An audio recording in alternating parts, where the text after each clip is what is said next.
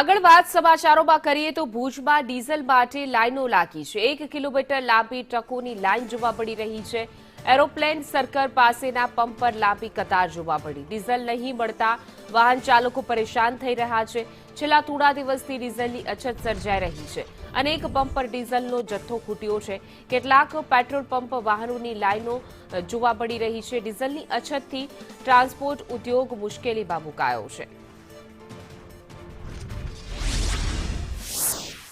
ઘણા સમયથી અત્યારે હાલ દેશમાં પરિસ્થિતિ ગંભીર છે, જેમાં આપણા ડીઝલમાં જે ડીઝલથી દરેક વસ્તુ ખાણ ખનીજ હોય, કચ્છમાં તો ખાણ ખનીજ મોટા પાયે અહીંયા ખાણ ખનીજ છે કચ્છમાં, પોર્ટ 2 પોર્ટ આવેલા છે, જેથી કરીને ઉદ્યોગ ક્ષેત્રમાં અને ટ્રાન્સપોર્ટ ઉદ્યોગમાં મોટા પાયે ડીઝલની તકલીફ હોય।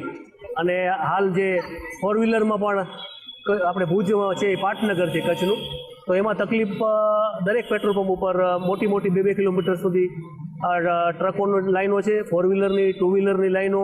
તો ત્યાંથી અહીંયા ડીઝલ ભરાવવા માટે આવવું પડે છે। હું એક ખેડૂત છું, તો ઓછામાં ઓછા 8 દિવસ થઈ ગયા છે। બહુ લાંબી લાઈનો લાગે છે, એની અંદર ટ્રકોવાળા, રિક્ષાવાળા, બધા ટ્રેક્ટરવાળાને તો બહુ મુશ્કેલ પડે છે। તો ત્યાં પંપે અમે આવીએ છીએ તો અમને કહે છે કે તમને બેરલની અંદર અમે ના આપીએ, તો બેરલની અંદર અમને 20 થી 30 લીટર આપે છે, તો 30 લીટર તો અમારે ટ્રેક્ટર કલાકની અંદર 5 લીટર ડીઝલ જોઈએ। થોડા દિવસથી ડીઝલની અછત સર્જાઈ છે અને તેના જ કારણે વાહન ચાલકોને ભારે હાલાકીનો સામનો કરવો પડી રહ્યો છે। ભુજના દ્રશ્યો છે, અહીંયા તમે જોઈ શકો છો તે પ્રમાણે ટ્રકોની લાંબી કતારો છે તે અહીંયા જોવા મળી રહી છે, કારણ કે જિલ્લાનો સૌથી મોટો ટ્રાન્સપોર્ટ ઉદ્યોગ છે અને જે રીતે અત્યારે ડીઝલની અછત છે તેના કારણે ટ્રાન્સપોર્ટ ઉદ્યોગને પણ સૌથી મોટી મુશ્કેલીનો સામનો કરવો પડી રહ્યો છે।